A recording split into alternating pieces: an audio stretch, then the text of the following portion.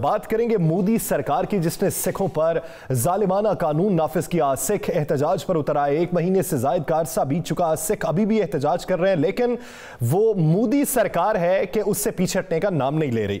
राना साहब, आपकी नजर में हिटलर मोदी किसके इशारों से ये सब कुछ कर रहा है और मोदी को ये इकदाम कितना महंगा पड़ा? या सर देखें, ये बात समझने वाली है कि आखिरकार मोदी ने अचानक ये जो 3 वहाँ पे आर्डिनेंस नाफिज किए, 3 कवानीन बनाए किसानों के, जिस पर किसान एहतजाज करें, क्यों बनाए गए?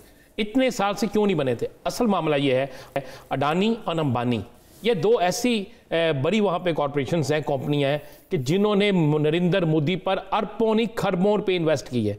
जो इस वक्त आरएसएस जो है उसके लिए भी फंडिंग इनकी तरफ जाती है। नरेंद्र मोदी के पास अरबों रुपए है, खरबों रुपए इसके बाद इनकी तरफ से जाते हैं।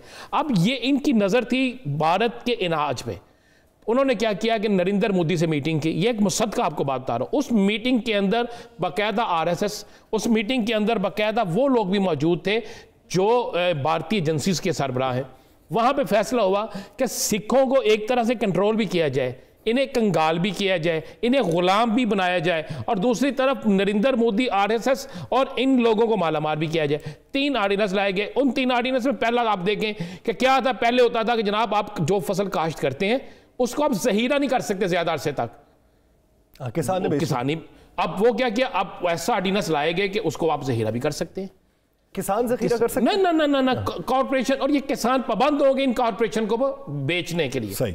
उसके बाद दूसरा क्या था, दूसरा ऑर्डिनेंस था कि जनाब किसान अपनी मर्जी से फसल काश्त करता था। अब किसान की मर्जी नहीं होगी, अब इन कंपनीज की, जो भी कंपनीज होंगी, इनकी मर्जी होगी। ये किसान को कहेगी आपने अब ये फसल काश्त करनी है, आपने ये फसल काश्त करनी है, ये नहीं करनी काश्त।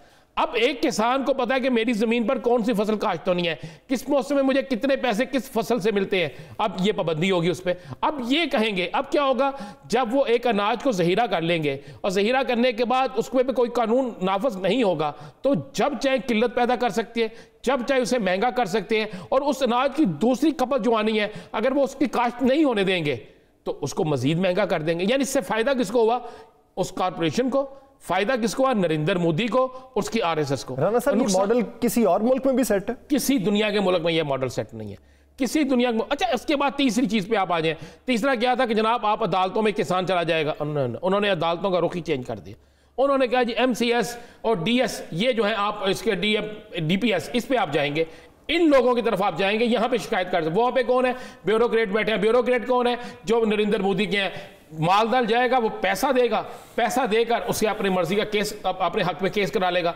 अब किसान जो है, भारत का जो किसान है, चाहे वो हिंदू है, चाहे वो मुसलमान है, चाहे वो सिख है, चूंकि सिख की अक्सरियत है, अब ये लोग जो है इन्हें गुलाम बनाया जाएगा, बाकायदा गुलाम। किनका? उन कंपनीज का जिनके पैसों से नरेंद्र मोदी इख्तियार में आया, जिनकी वजह से उनकी आरएसएस को फंडिंग होती है, जिसकी वजह से वो पूरे भारत के अंदर मुसलमानों, सिखों और दीगर अक़लियतों के खिलाफ नफरत पैदा करते हैं। तो ये सारी प्लानिंग है। ये ना तो ऑर्डिनेंस वापस होने हैं, ना कुछ होना है, क्योंकि नरेंद्र मोदी इस वक्त तक, हमारी जो मुसद्दका इत्तला है, जो वहां के जराए कन्फर्म करते हैं कि खरबों डॉलर वसूल कर चुका है। एक आखिरी बात, इस एहतजाज के दौरान भारत को मजमूई तौर पर मुआशी नुकसान कितना हुआ? देखिए, मुआशी नुकसान तो बेइंतहा हो गया। सारा सिस्टम ब्लॉक होकर रह गया। वहां पे मोबाइल टावर्स जो हैं वो बंद हो चुके हैं। पहले 1400 थे, अब पता चला कि 3000 मोबाइल टावर्स बंद हो चुके हैं।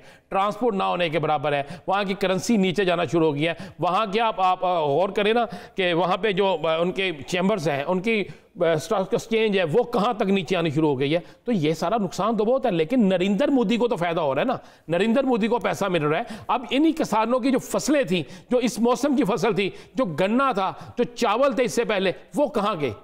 वो कितने सस्ते रेट पर खरीदे गए? वो किन के पास गए? वो सारे बिजनेसमैन के पास गए ना। तो उसमें से एक बाकायदा हिस्सा नरेंद्र मोदी को मिला, और नरेंद्र मोदी ये फैसला कर चुका है कि अब इन किसानों के अंदर फूट डलवाई जाएगी, इन किसानों पे तशद्दुद किया जाएगा, और किसी सूरत में भी इनके मुतालबात को नहीं माना जाएगा।